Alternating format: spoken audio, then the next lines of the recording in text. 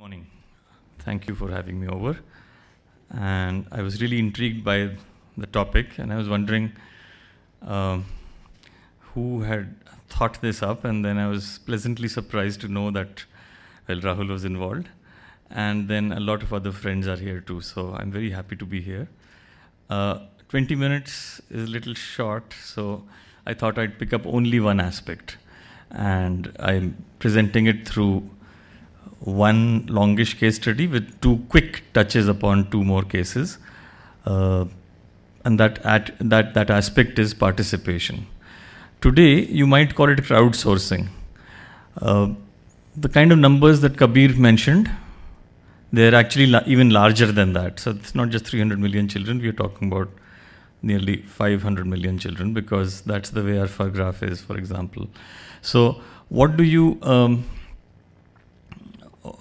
how could you even start affecting such large numbers in real design terms that would matter? And the work that we did at about the same time, Kabir was involved in another tehsil in another district. Our teams were involved in the early 90s in another district. The kind of work that we did was initiated by somebody who died recently, Mr. Bordia, who was an educational administrator, an officer who really built social capital through all his work. In the early 90s, amongst other people, he appointed our team to handle, if that's the right word, to handle the building development work of one tehsil in Rajasthan, in eastern Rajasthan, place called Kishanganj in Bara district. And a place which was so poor that this was the place where the dacoits used to come and rest when it was no longer dacoity season for them. So it was that kind of a place. It was full of ravines, and it was famous as Bhavangarh, which was where our office was for 6 years. It was famous for Tantia Tope having fled from Gwalior and finally caught up by the East India Company guards and hung in the village square where our office finally was. So there was a little statue of Tantia Tope also. And so there's a little slice of history that we remembered. And we went in with the task of completing 200 village schools in 3 years. And here was the challenge. How do you do it? How do you do it so that these become models that can be replicated? How do you do it so that better quality, lower cost, more durable, and can generate local employment, and most importantly, so that children can come to them and learn in these buildings? On our side, we had the advantage of the early 90s transformation that happened in rural India, that everybody wanted to send their children to school. This is something that wasn't true in 1970s and 1980s when I was growing up, because school education wasn't considered worthwhile. But this transformation happened because various kinds of jobs were thrown open, and everybody could see that this was something worth doing. Even the poor quality of education that was being provided was worth the literacy. And so that part of the task was done for us. The second part that was relatively easy again was to be able to get in touch with villagers of all kinds, because social mobilization agencies like the kind we worked with were already enumerating large numbers of village folk and so on. But what was difficult was to find out, how do we build? We are outsiders. We were, as David before, relatively trained in a different modernistic tradition. So we took a different route, and we said, well, we will simply act as technically competent professionals trained in a certain field and embed ourselves in that society and learn from them how to build. And so this is what happened. I must acknowledge that this work is largely actually the work of a young colleague of mine who's now teaching, who still teaches architecture at the University of Minnesota, the Virajita Bolar Singh. And I've taken her permission to actually talk about it today. So here is a design workshop going on.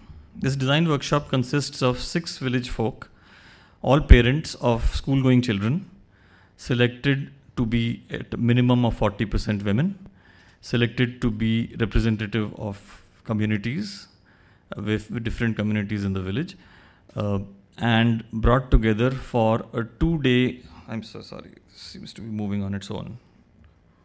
So I must lock it. Well, okay. So a 2-day charrette, which is the best way you can call this, in which 30 people from these 6 villages came together. And on the first day, we would talk about what school buildings are, how we'd like to work, and establish some ground rules. This is typically the morning of the second day, where we are discussing physical designs that have been created for these 6 villages, the pros and cons of siting, directions of entry, the winter sun, the summer monsoon winds, the way that the construction would be done, the cost of construction, which is being evaluated on that blackboard in the background by one of our bare feet engineers, along with the local masons and so on, and so on. In order to break the ice on the first day, a lot of our team members learnt the local dialect of Hadoti and learnt puppetry. This was an excellent way of entering the whole engagement with the society locally, because one of the biggest problems with this kind of construction is corruption. And this had to be hit head on. You had to take it head on. There is corruption in all walks of life. So the Operation Blackboard in 1960 was hugely stymied by the fact that designs were made in Delhi in some office in Nirman Bhavan or somewhere, and they were interpreted in a very insensitive way as mass. And those buildings were so poorly made that the villagers don't even use them for their animals. And this was the history with which we were working. So we said, we have to talk about corruption and understand that it's our own children we have building for. And so this skit, for example, shows a typical scene where the person on the left is a village school teacher who is searching for, this is the story of the lost roof slabs. Khoi hui pattiyan, chhat ki pattiyan. I think Kabir understands that very well. So the lost roof slabs are a case of, in Rajasthan, you build roofs out of stone putties, right? And so you can steal them and you can use them to make parts of your own house or repair your own house and so on. So the story of the lost roof putties was told through this headmaster who's searching for them, you see, and it was told with song and dance and puppetry and the whole thing.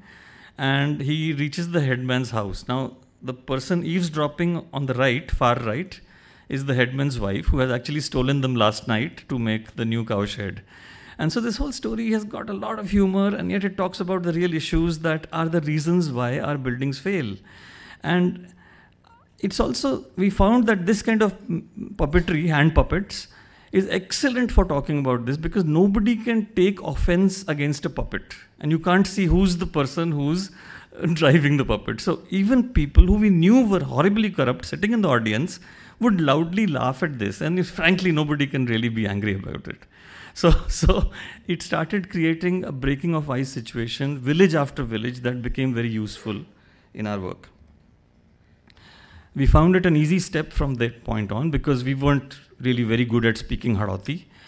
And so we found it best to talk in the language of models and work by hand. We were first thinking romantically of using very local materials for this, but finally found styrofoam was the best modeling material.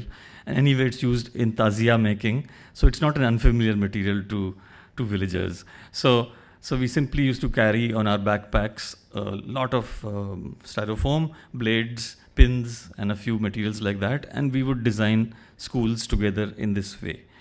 For women, there was a sense of natural modesty about expressing too much, it became a great exercise, because they could express themselves through model making. And of course, the head of our team, Virajita, was a woman, and that helped a bit. But it wouldn't have helped had it not been for these hands that did the final trick. So we consistently found that when women made models, they would always add a toilet. And that made us think, this is something, despite the fact that you've been given this as a statistic. Don't forget, this is early 90s. So these kinds of things weren't well known at that point, but they were given to us by educationists, and yet, because it's difficult to do, you tend to brush it under the carpet. But that's the reason that children do not come to school, because they just don't have a place to honorably pee. And so these are simple things, facts of life, which come through when you start participating in a design charrette and then start investigating how to take it further. The third thing that happened was that the classical PWD design, as you might all know, consisted of a straight row of school rooms, the train design as we called them. And this is what the village came up with consistently. But this came up because the ice was broken, and only when they knew they were in control. When they didn't know that, they would often draw the same PWD design as what they wanted to do. When they knew they were in control, they changed the design. This is how it happened. And so we had to be humble enough and encouraging enough to say they were the designers. They would do what they wanted. We would be occasionally commenting, occasionally try to suggest changes to them. Now look what the school design does. First of all, it gives up the pretense of the veranda, which frankly is a colonial construct. And said, look, we've got a great tree here. We'll build the school room around the whole school around the tree. The second point that they did, which nobody sitting in Delhi could have done, was that they said, we have a total of 25 children in this village of this school-going age, primary school-going age. Even if our population increases a lot, we'll have 40, 50 children. That means 10 in a grade. So why do we need a 40 square meter classroom? We need a 10 square meter classroom. So you had a completely different span, and suddenly it became possible to do it in stone, which wouldn't have been possible had you started with a 40 square meter classroom. The third thing they said was we need multigrade teaching because in this village, it's so remote, 18 hours it used to take us to walk from the nearest roadhead. So it is so remote that teachers don't come. So out of 5 school rooms, only 3 may come, and so on and so forth. So some of these rooms have strategically placed doors where you can have 2 school groups working in different parts of the room, as you see on the left and the right. I can see Kabir again nodding with a smile, and he completely understands the situation because Kabir worked in the same areas. But the most beautiful part about this design is the way that it comes together around a courtyard, which is a 6th space, and it's a very useful space. So what I'm very proud to also say is that when we started realizing that there's a different way of looking at space altogether, we found that it was difficult to justify sometimes the cost of this school in bureaucratic circles in Jaipur, because we had to, the process was that the villagers designed with us, we came to a common understanding, we would draw the design on paper, the costing would be done by the villagers, we would translate it into an Excel worksheet, in those days Lotus 123, in Hindi, and submit it to Jaipur for approval. But it would not get approved because the covered area sometimes, when the cost divided by covered area, would seem high. So they allowed us, what we invented was a method of counting covered area not simply as what is conventional engineering knowledge about covered area, but the courtyard was allowed to be counted 20% as covered area equivalent. Chabutra would be allowed to be counted 40% of covered area equivalent. So you'd say the equivalent covered area of this design is so many square feet or square meters. And that would reduce the cost per square foot, and then suddenly it would make sense because you say you got more value for nothing. So the economics also had to change in order to, the way that economics and presentation of these figures were done also had to change in order for administrators to get there. This was in the old days, and I didn't really have a camera, so I don't have very good pictures of the school buildings themselves. What I have is an example of a cluster resource center, which is a place where teachers come and exchange views and often stay together for 2 or 3 days and build up the lesson plans and curriculum. So the cluster resource center, we decided that since we had it in our control and not in any village's control, we would train 20 masons, women masons, to make this center. It would be the largest span building in the whole tehsil, if not the district, and it would have no concrete and steel. And it would be the traditional way of building. And they realized during the workings that we had together that their method for their location and their economy was probably the most durable and best way to build. In fact, when we started comparing the life of buildings such as IIT Delhi, where I used to work, which is only 40 to 50 years, with the kind of materials they were constructing with, which would be at least 400 to 500 years, they started getting a pride also in their own way of building and then started developing that whole economy. So the Women Masons program was started with this building, and we discovered new things. And this is only possible again through participation. We found, for example, that the women could not add. And we had a problem on our hands, because if you say that the wall is 13.5 inches and then there's a rebate of some inches, they have to at least add that much. We were working in feet inches because frankly everybody said can't work in metric. Can't work in metric because for them sometimes a meter and 10 centimeters could be written as 1.01, or it could be 1.1, or it could be 1.001. It was the same, and they wanted to know two different units. How do you concatenate them together? So the decimal place was just too complex. So he said, okay, let's come to feet inches. And we consciously said, all we need to do is work with up to 20. So once we decided that, we worked with the local school teachers who had been sometimes trained by the best pedagogues in the world in the Lok Jumbish program.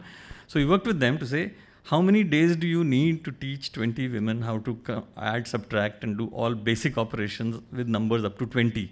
And they worked it out and said, 8 days. He said, you got it. You got 14 days. Train these women to be crack addition, subtraction people for numbers up to 20. And we will convert our drawings so that we use round numbers. We stopped using 13.5-inch type walls. We always used round figures and so on. No decimals. So we changed it. And we learned in the bargain that there's a huge advantage, and they suddenly, their level, their social level completely changed in the way they worked. We also discovered certain social issues, like the ghagra that this woman is wearing did not work once the building was 6 feet high, because the scaffolding on which they sat, they felt naked, and they felt that somebody could come and ogle from below. So they changed over their whole working style. They would come in the morning, efficiently get behind a wall, change to a Punjabi style salwar, work through the day, change back into the ghagra and go back home. So here this social prejudice, so-called, was easily overcome by the fact that they were making good money. This was the largest span room in that district. It's 5.5 meters by 11 meters in size. It was made of 3 large arches with the 45 centimeter walls and stone putty roofs, 12 feet times 3. And the villagers really loved it. Is this aesthetic? Is this what people want? Is this what magazine editors would publish? On the whole, I would say no, because this is not even architecture as defined by magazine editors. But was it architecture for them? I would say a resounding yes. These buildings, I can easily say, were the most loved buildings of those areas. The people were proud of them. They would excitedly talk about how they designed it, how they built it, how they managed the construction, how they managed the costs, how they managed the time, and so on. I think there was a great learning in that, despite the fact that amongst our teammates, there is this architect in the red shawl, a practitioner now in Chandigarh. She was very upset with the whole process one day, very dejected, and said, this is not architecture. There's something wrong with the fact that you let the words were, you let the villagers do what they want. I said, well, that's not true. It's an engagement between the architect group that we are and the village group and the indigenous group that they are. And it's a respectful engagement of these two groups. Without that, it doesn't work. It's not as if it is simply business as usual or do what you like also. We did manage to convince people that they needed to put in earthquake zone 3 bands, zone 4 actually, it was getting to be reclassified. And so a lot of these buildings met all technical standards that would be required, even if they used non-standard materials. We were the ones who had to get to the codes and get code compliance into the place. So we did that as well. And as far as the aesthetic aspect of the architecture is concerned, I think it was borne out much more on the smiles of the people than the look of the building itself. You could see how barren this area was. 2 years later, it was full of trees and shrubs, much like Kabir's pictures showed. And this was just when it was built. So this is the typical building of the Cluster Resource Center. And this was the team that our team was. There's myself in the front without a beard. There are 2 or 3 bare feet architects, 2 or 3 bare feet engineers in this group. There are helpers. There's a physicist who went along with us to do statistical research on leakages, on how water doesn't work in hand pumps, and when it does work. For example, we discovered that the number of hand pumps that don't work are directly proportional to the number of days that have elapsed since the last election. So it's, or the other way around, inversely proportional in this case. So it was really a case of an empowered local governance, which was the cause of hand pumps actually getting water. It's a case of ownership, really, nothing more. So everybody pointed out technical issues, water level has gone down, this and that and the other. But it wasn't that at all. The same thing applied.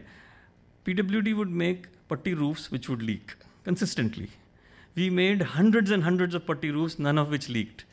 Local villagers make thousands and thousands of putty roofs, none of them leak.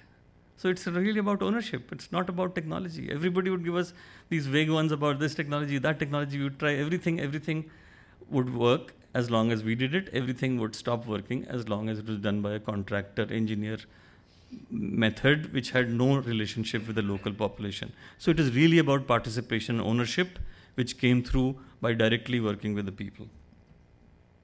Virajita, by the way, the leader of our team, is the one in the front row between these two rather, just behind this rather surly looking gentleman who was our chief engineer.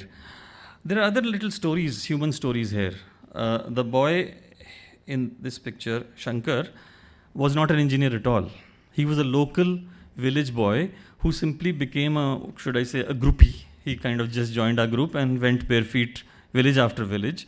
And he said, no, I will not leave you alone. I love working with this. You make me do whatever work you like, and you don't have to pay me anything.